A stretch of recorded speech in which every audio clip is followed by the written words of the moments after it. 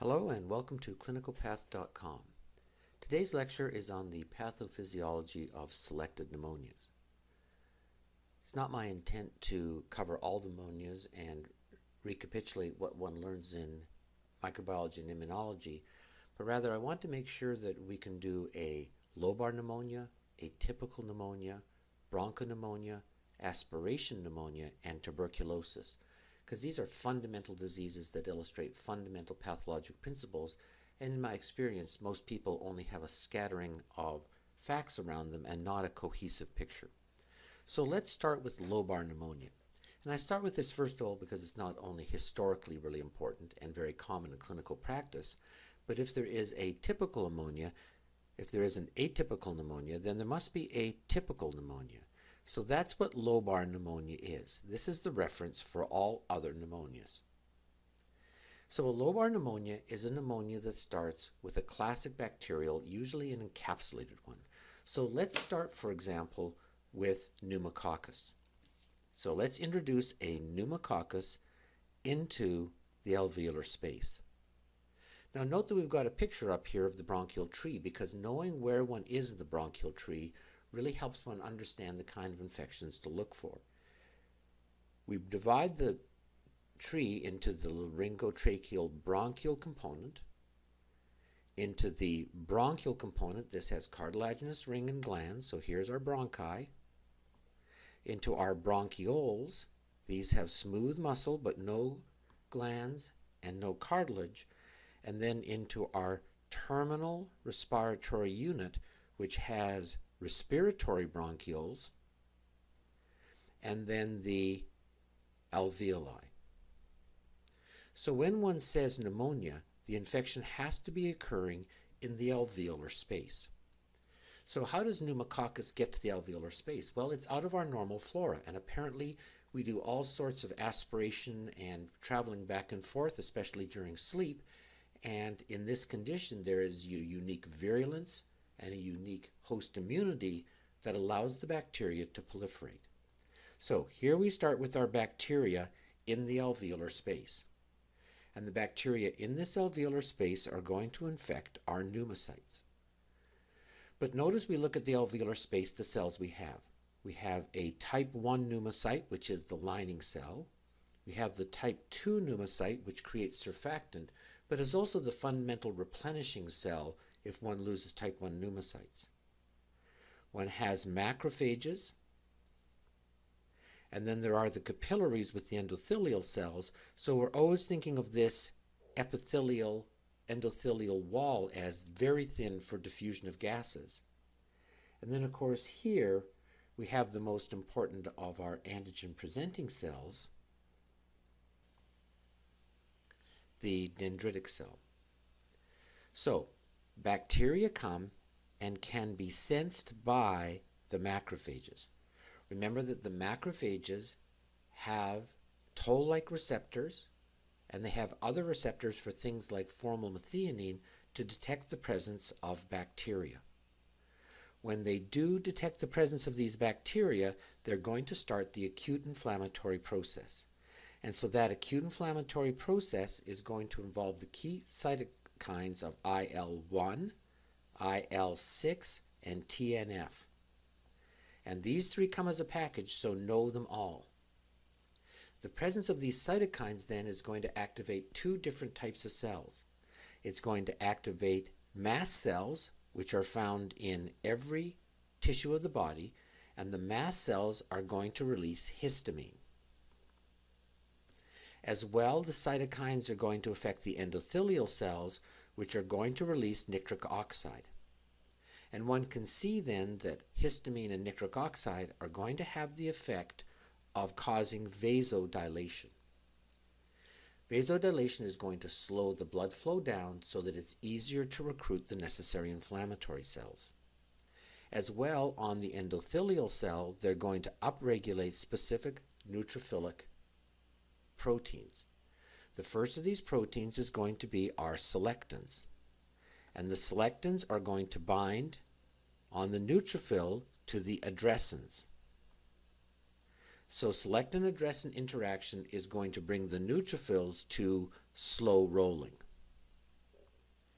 As well, once they're slow rolling, now the ICAM of the endothelial cell can bind to the integrin of the neutrophil, and that's going to allow it to come to a full stop. The neutrophil can then undergo movement through the wall and migrate following the cytokine gradient to find the bacteria. Well, that's in tissue. What happens in the lung? Does that neutrophil literally come up to the wall here and leap into the alveolar space? The answer is yes, it certainly does. Neutrophils are just killer bots, and when they come up to a surface, they pass through it and go on in. So what this means then is we're going to start filling that alveolar space with our neutrophils, which are going to be looking for the bacteria. The other thing that happens with the vasodilation is that we lose the tight adhesion of the endothelial cells. So as they start to form these wide open spaces, not only do the neutrophils go through, but we also start getting the flow out of high molecular weight proteins. So high molecular weight proteins plus fluid, that's going to equal an exudate. And that's very important because in those high molecular weight proteins are our opsonins. Opsonins include complement, and they include immunoglobulin. And these proteins are key because they specifically target the bacteria and increase their signaling 1,000-fold. So when we talk about the acute inflammatory response in the lung, we're talking about two things. We're talking about an exudate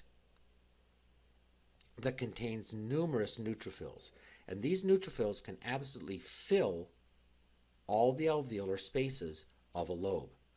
The reason they don't go more than a lobe is because, remember, the alveolar spaces in the lung are connected by the pores of Kohn, which equilibrate the pressure. So these pores are confined to a lobe, so we tend to find the infection is confined to a lobe. So this is a pathologic acute sequence you have to be able to do. Bacteria signal resident macrophages that release IL-1, IL-6, and TNF. These cytokines cause release of histamine from the mast cells and nitric oxide from the capillaries, so that gives us vasodilation. Endothelial cells upregulate selectins and ICAMs, so neutrophils are bound fast, and that allows them to undergo migration to the signal following the gradient and phagocytosis. So as we follow this pathophysiology then, what is the pathology of this? Well, the classic pathology of lobar pneumonia is described as the edema phase, and of course this makes great sense because this is our exudate. It then goes to red hepatization. The original pathologists who saw this thought that the involved lung looked exactly like liver, and this is due to the exudate plus such a severe change that red blood cells leak as well. The red blood cells lyse quite quickly, and so the next phase is gray hepatization, and that leaves us only sealing the fibrin, the proteins, and the neutrophils. And then finally, if the patient resolves, we go to resolution. So the gross pathology of pneumonia really recapitulates the pathophysiology well. Well, how does this correlate to the presentation of the patient? Well, the classic findings of a lobar pneumonia are going to be fever, a productive cough, and remember that productive cough is going to be rust-flecked. It's going to have chest pain, and it's going to have shortness of breath or dyspnea.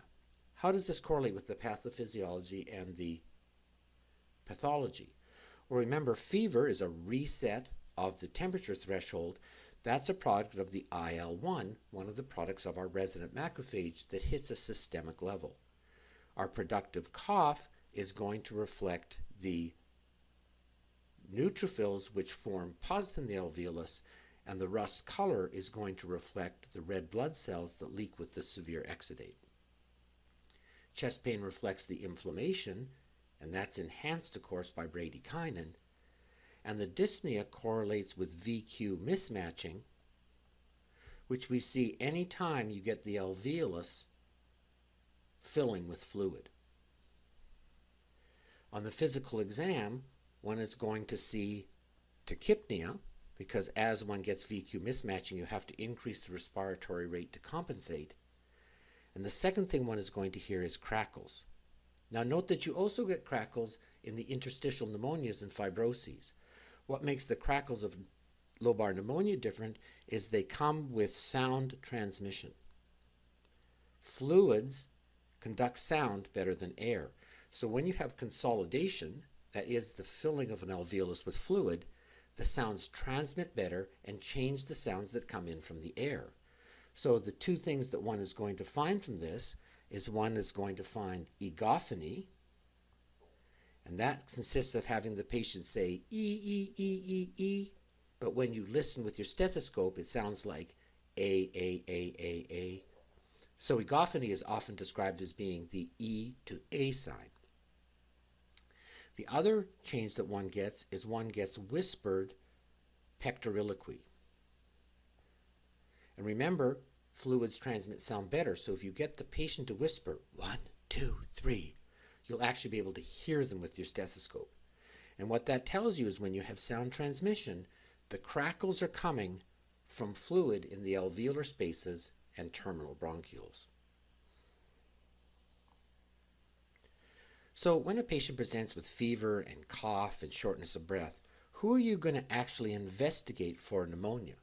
Because remember, there are lots and lots of upper respiratory infections, and colds are so common that you don't want to spend all your resources on things that are just upper respiratory infections. Well, one goes looking for pneumonia, you've got to have at least one of the following. You've got to have an increase in heart rate, or you've got to have a fever, or you've got to hear crackles in the lung, or you've got to show some evidence of VQ mismatching, which would be a decrease in your oximeter, say below 95%. You've got to have at least one of those. If your patient has none of those, call it an upper respiratory infection and don't investigate. But if they do and you're investigating for pneumonia, what are you going to do? Well, first thing you want to do is you want to go looking at the sputum. Remember that sputum is coming straight out of the alveolus. So we would expect it to show abundant pus, polymorphonuclear cells, and we would expect to see the bacteria in it. We want to do a CBC because in a CBC we should see an acute inflammatory pattern due to increase in neutrophils and a left shift showing immaturity. If you just wanted to do a CRP, that would be a marker of systemic inflammation, and that would show you the same information. And then the last thing you want to do is you want to do a chest x-ray. Chest x-rays are absolutely fundamental in lung disease. One should recognize what one's going to see. Remember that the pathology of pneumonia is going to be consolidation. Anytime an alveolar space fills with fluid, the x-ray is going to show a solid area called consolidation. So when we have a lobar pneumonia, the fluid is going to be pus, and it's going to conform to that of a lobe. So that is the classic finding of a lobar pneumonia. Treatment really starts at an empirical judgment. Until you actually get a positive blood culture or you get the sputum results, you're really going empirically. Most people start with a dual antibiotic. So the dual antibiotic you're going to see is going to be a beta-lactam and a macrolide. That would be pretty standard therapy. You can also do a monotherapy if you want, and a single antibiotic would be our fluoroquinolones. And after that, then you're waiting for the results of your culture and sensitivity. Okay, so that's classic lobar pneumonia, which you sort of default in our mind as typical pneumonia. Well, what then is an atypical pneumonia? So an atypical pneumonia is when you get an infection with no acute or innate inflammatory response. So what that means is these are organisms that don't trigger acute inflammation. So for example, they have no cell wall like Mycoplasma pneumonia. The other big group is that they're going to be intracellular. So our intracellular organisms, of course, are going to be our viruses, but they're also going to include bacteria like Legionella, like our chlamydias, and last but not least, the Coxiella from our birds. Because none of these create a signal, therefore resident macrophages are not going to release IL-1, IL-6, TNF to start the inflammatory response. So here we are, let's take a look. We're back in our bronchial tree, laryngotracheal main stem bronchus, bronchi, bronchioles, terminal respiratory unit, respiratory bronchioles, alveoli. So in this case now, we're in the alveoli, but now these organisms are intracellular. So we can see that there's no signal. So that's going to drive our whole discussion of the body's response, because now all of a sudden we're not seeing a response from our resident macrophages because they have nothing to respond to. So that then lets us review the pathology of an adaptive immune response. So in our adaptive immune response, here's our type 1 epithelial cell, which is infected with the organism. And remember what's happening inside that cell. Inside that cell, every protein gets chopped up and part of it expressed on the surface of the cell. So here's my proteasome that creates fragments out of every protein. And in the smooth endoplasmic reticulum, remember that there is the TAP port that lets fragments go into the smooth endoplasmic reticulum. And there they bind with the MHC1 proteins and expressed on the surface. So there's my MHC1 with the piece of protein expressed on the surface, except now because it's an infection, this is going to be a foreign protein. And that's where our all-important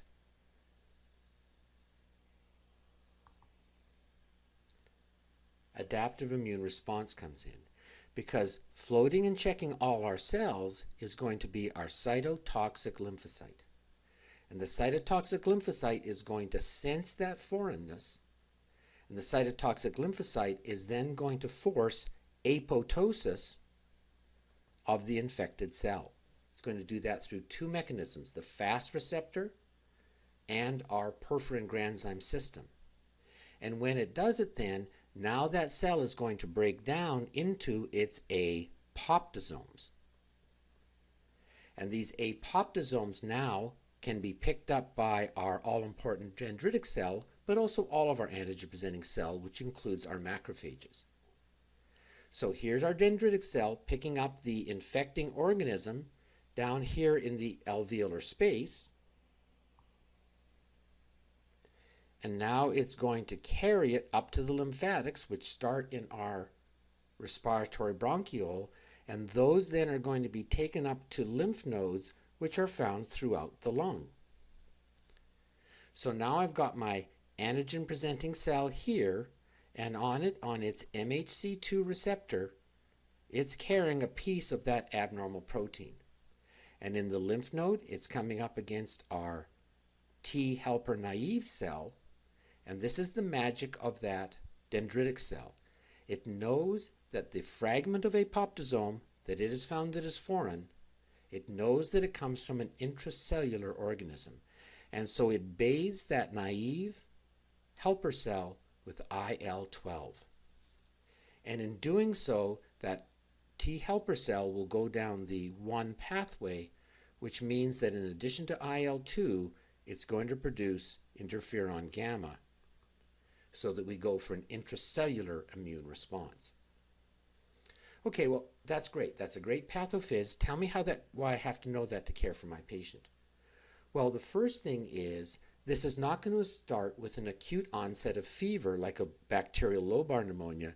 This is a disease that's going to have a protracted course. And by protracted course meaning it can go on 10 to 21 days. This is adaptive immunity, not acute immunity. And the patient's going to have a prodrome and illness that starts over days, not hours.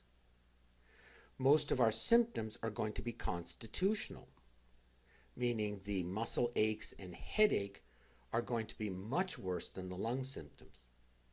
And because there's no exudate, this is a non-productive cough. This is an interstitial pathologic process. So just understanding the difference between an innate versus an adaptive immune response is going to let you look at your patient and understand very different pathologic processes. Physical exam is going to be completely unrewarding. There's going to be almost no abnormalities. And that's going to be very surprising when one orders the chest x-ray, because it's going to be an abnormal chest x-ray. But because it's interstitial, remember this is going to be a reticular nodular pattern, not a consolidation pattern. And this discrepancy between the lack of physical findings and the significant findings of a chest x-ray is the hallmark of an atypical pneumonia, because it's reflective of an interstitial process, because it's adaptive immunity. So how are you going to prove the infection? Well, you're going to have to find the organism either by looking for the host response, meaning you're going to do serology to show the development of antibodies to it, or the other way, you're going to go and do PCR on the fluid and look for some cell protein or some DNA fragment that will identify the organism. So, lobar pneumonia, atypical pneumonia, by comparison, what is a bronchopneumonia? So, bronchopneumonia by definition is infection of multiple lobules starting at the level of the bronchiole. So, take a look at how we think of the lung. Here we have our laryngotracheal bronchial unit to the first division. We then have our bronchi, our non-respiratory bronchioles, and then our terminal respiratory unit with our respiratory bronchioles and our ducts and alveolar units. So this is a disease that's going to start here at the level of the small bronchi with mucus plugging. These patients tend to be debilitated. So when we talk about what does debilitated mean, this is things like the very old or children. They don't really have normal immunity. It's going to be people stuck in the bed. It's going to be people with some degree of immune compromise. So that's going to be things like COPD. But at the end of the day, they can't have normal immunity and they don't clear their secretions. And so what that means is when you don't clear it, obstruction leads to infection. So these mucus plugs then lead to obstruction, and the normal bacteria that should be cleared proliferate all the way back down, so it becomes a bronchopneumonia. And we can appreciate the other half of this is it doesn't have a specific pathogenic organism, does it? Most of the organisms are going to come out of the normal flora. So this is going to include bacteria like Klebsiella pneumonia. It colonizes the bronchial tree of COPD patients. E. coli, normally in the gut. Staph aureus, normally in the skin, and all of the other coliforms. So then the hallmark of bronchopneumonia is its multiple sites in a debilitated host that cannot clear secretions, and organisms that come out of the normal flora, creating infection behind the obstruction. So the presentation then is going to be a reasonably slow onset, because the patient is going to be obstructing with building infection. The symptoms are going to be very constitutional. Patients tend to get a lot of headache. They tend to get a lot of muscle pain. And then, of course, they're going to have a productive cough, because they can't clear that mucus means they've got a lot of mucus to clear. It tends to be a low-grade fever. You don't have this savage acute inflammatory response with massive amounts of IL-1. And when you listen, you're going to hear the scattered rails because there's multiple sites where that obstructed, poorly cleared mucus is leading to that infection. And in that clinical setting then, the chest x-ray is going to be very helpful because it's going to show you these multiple areas of consolidation where the poorly cleared bronchi are going to back the inflammatory process into the alveoli. The natural history really depends on the host. If the host is reasonably vital and can get proper toilette and recover from their bed illness, they will tend to do well. As well, it also depends on the organism. If you have a more virulent organism, again, that's a more aggressive course. And your treatment really is going to be broad spectrum antibiotics because it's often very difficult to identify a specific organism causing the pathology. Aspiration pneumonia is any inflammation of the lung caused by an abnormality of swallowing. So to aspirate means to suck in, and therefore when food is by the epiglottis trachea because of abnormal swallowing and one inhales, that's how one then aspirates it into the lung. So if you concentrate on abnormalities of the swallowing then, that will give you a really good indication of the kind of diseases you should be looking at. So abnormal swallowing starts with the CNS. If you have any patient with loss of consciousness, it can be from drugs, alcohol, trauma, or if they have a seizure, those are all CNS causes with abnormal swallowing. The next level down is the level of oropharyngeal control. And this is a critical cause of death in diseases that have abnormal neuromuscular disease. So this is a common way for patients with amyotrophic lateral sclerosis or Parkinson to die when they get problems in their motor control at the basal ganglia level. And then the last group in here is any group that has a sensory defect, because if you can't feel what you're swallowing, you can't know if you're doing it. So anything that causes a loss of the gag reflex, and that's obviously really important in anesthesia, that makes a patient vulnerable to aspiration as well. In the pathophysiology, remember, the fluid is driven by the flow and gravity. So it always goes to the most dependent part of the lung. So your position of your body at the time of the aspiration will determine where in the lung that it goes. The thing to remember about the pathology is that you're aspirating normal flora from the mouth. So that includes a lot of organisms, and so the infection tends to be necrotizing. And so cavitary lesions are very common forming in these. So necrotizing to abscess is part of how one thinks about the pathology.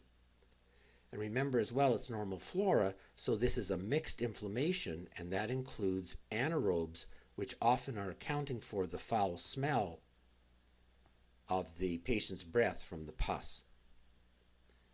The presentation is just going to be what one expects. It's an infection, so there's going to be a fever. We're going to get VQ mismatching, so there's going to be dyspnea if it involves enough of the lung. And then there will usually be a productive cough, because again, it is necrotic and inflammatory, and foul smelling tells us it will be anaerobed. On examination, you're going to hear crackles, and remember, we'll talk about this, but most of these are going to go to the dependent part, which is in the right lung, so the commonest place you're going to hear them is in the right lower lobe of the lung. Testing basically is going to be anchored on the chest x-ray. Here I've sketched in the chest x-ray with the bronchial tree, and you can appreciate that the right mainstem bronchus has a much more vertical takeoff compared to the left. So that's why you mostly find it in the right lower lobe. If one is vomiting and aspirating from a sitting or a standing position, then most of your aspiration is going to come into here, which is the posterobasal segment of the right lower lobe. If one is lying on one's back and vomits up and then, it's going to tend to be more in the superior segment. And so that's going to be if you are supine. So it's mostly in the right lower lobe, and you sort of differentiate between whether you're doing it from a sitting and standing position or whether you're lying on your back. You tend to get the two different locations from that. And then obviously if you're going to get a hold of the abscess contents, because you have to drain it, that's going to give us a culture. And culture is going to be mixed flora from the mouth, including anaerobes. The natural history, well, if you get an abscess, you have to drain it.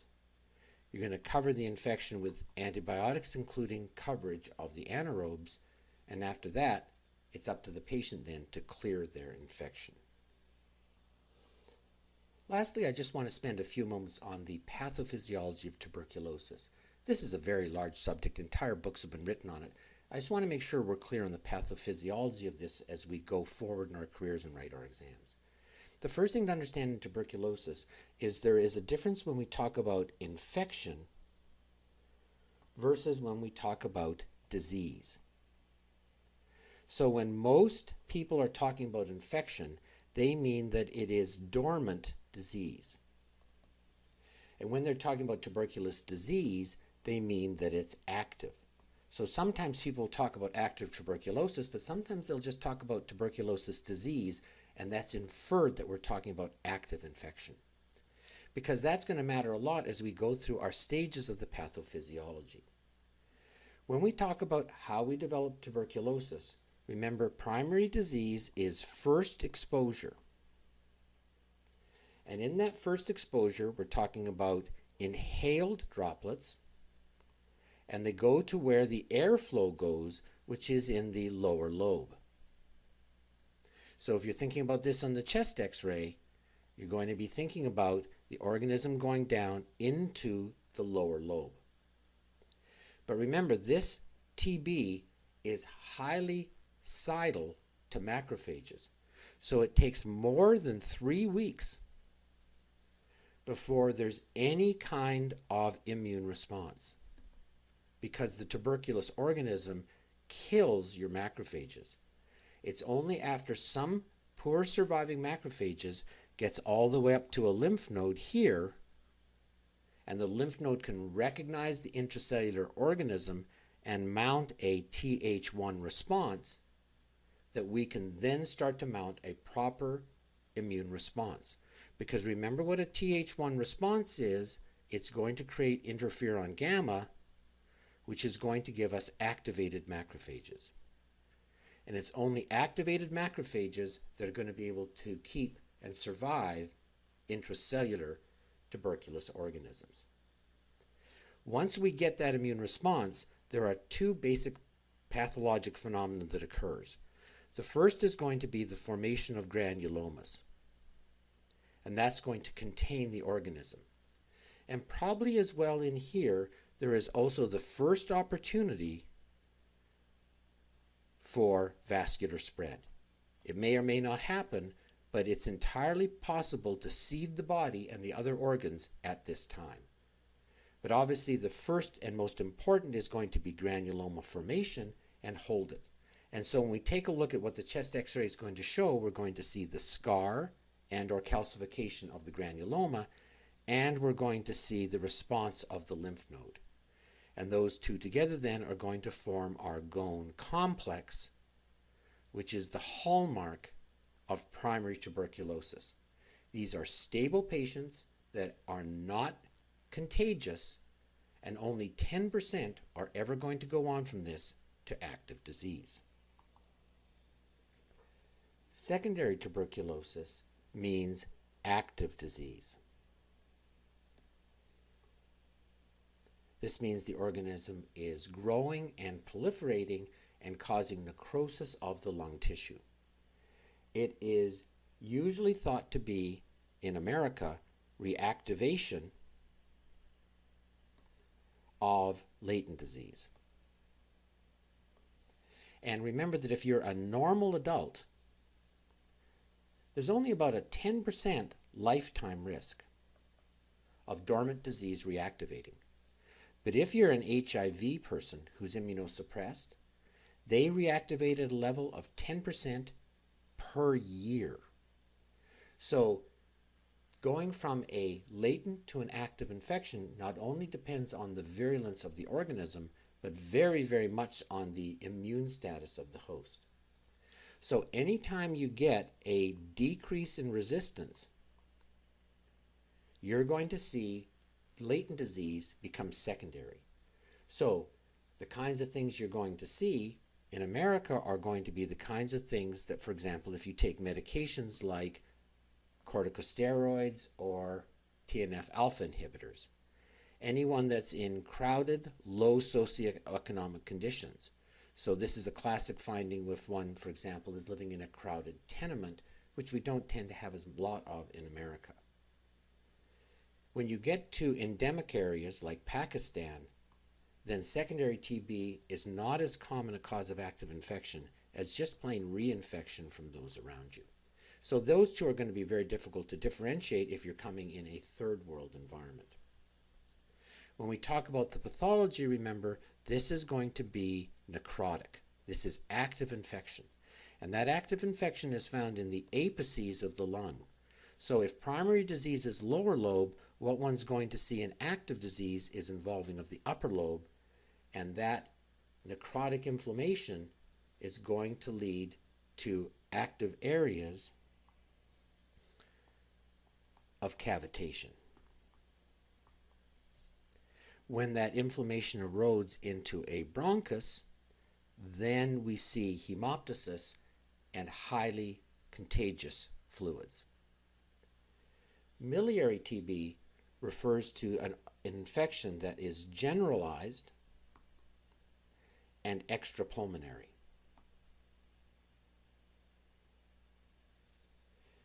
It is uncontrolled and it is massive.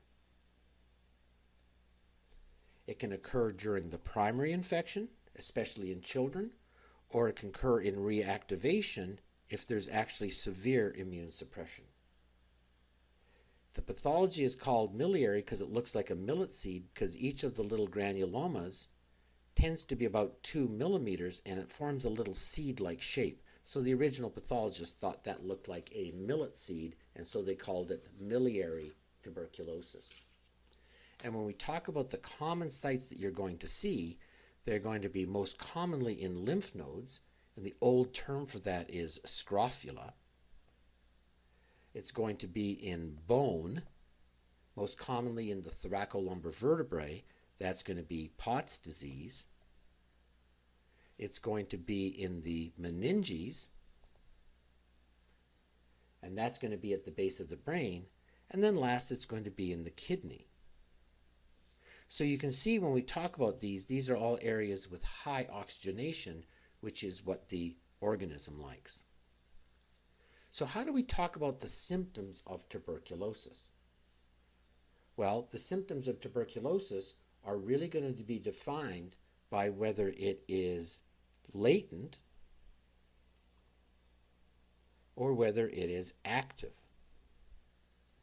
Because if it's latent, we're really talking about identifying an asymptomatic patient. So it's going to be a chest x-ray, which would be our Gone complex. So we'll see the lung-involved area and the hilar node. It's going to be because we did tuberculin skin testing. Or it's going to be because we have interferon gamma ribose assays, because these are asymptomatic patients. But when we have active disease, that's a whole different matter, because now the patient is going to have hemoptysis. That's if it's at the lung level, and at the systemic level, they're going to have fever, weight loss, and night sweats. All the findings of systemic cytokine levels. Again, on physical exam, when we're talking about latent, it's going to be negative. When we're talking about active or disease, you're going to be hearing the crackles in the upper bases because there should be some sort of exudative fluids to cause it. Again, when we talk about testing, we have to differentiate again. Are we talking about latent disease or active disease? Latent disease, we've got to do a chest x-ray, you've got to do skin testing, or you've got to do your interferon gamma ribose testing. But in active disease, now we're talking about a chest x-ray because it's going to be necrotic. So in the upper lobes, one's going to see the cavitation, scarring, and destruction. One can then do cultures, which are specific and give sensitivities, but boy, they are really slow.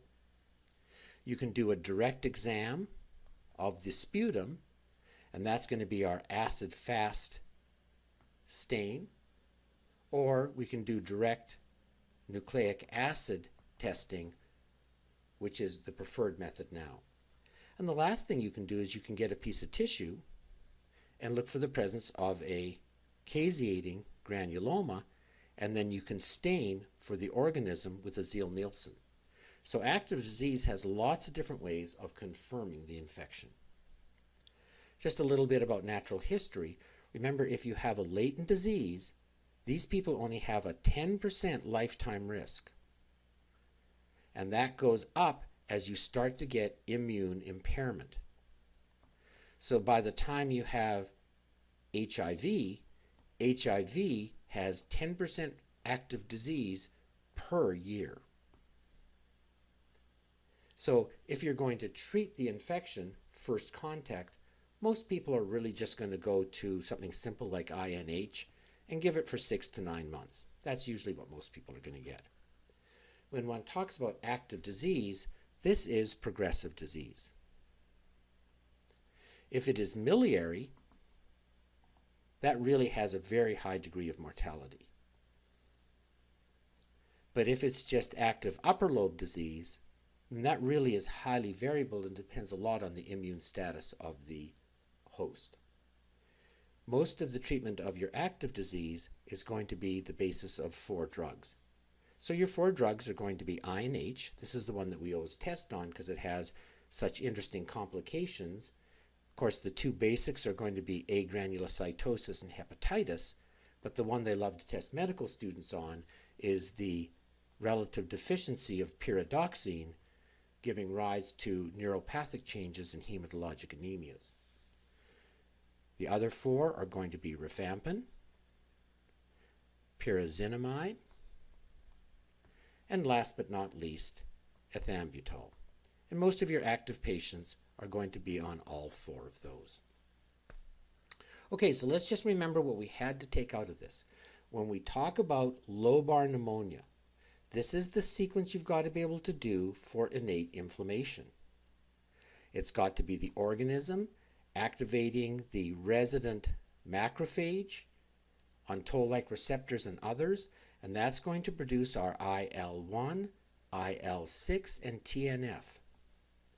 That then is going to activate our mast cell, which is going to release histamine, and our endothelial cell, which is going to release nitric oxide, and that's going to give us our vasodilation. The endothelial cell is then going to upregulate selectins, 2-addresins for slow rolling, ICAMs, 2-integrins for fast.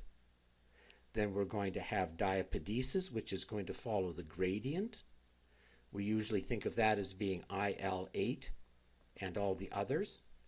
And as well, we're going to get loosening of the endothelial bonds, so we get an exudate, and that's what gives us our opsonins.